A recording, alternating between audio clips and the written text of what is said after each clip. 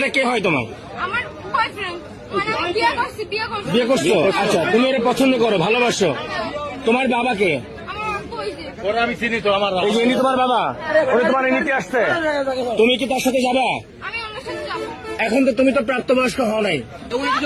একটু দাঁড়াও, একটু ধৈর্য ধরো। আমি প্রাপ্তবয়স্ক হই না, আমার বিয়ে দেবে কেন? তো আপনি কি আপনার মেয়ে বিয়ে দিচ্ছেন? আমি বিয়ে দেওয়ার দিকে আমি ছেলেও আছে, বিয়ে না করতে থাকবে আমার বাড়িতে। যাবো। তুমি কি ওর সাথে যাবা? এখন তুমি তো প্রাপ্তবয়স্ক হও নাই। আমি ওর আব্বুর সাথে কথা বলছি। তোমার বাসা কোথায়? তোমরা নিতে আসছো, এরা যদি এখন তোমার মায়েরা পুলিশে দেয়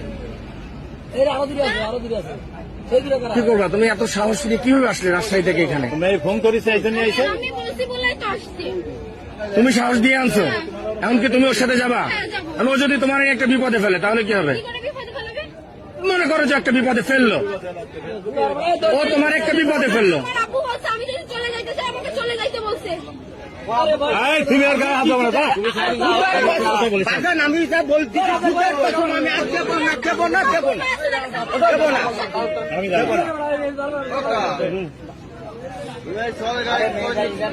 না না, প্রশাসনের বাইরে দেওয়া যাবে না। তোমরা একটু এদিকে আসো, আমার সাথে আসো।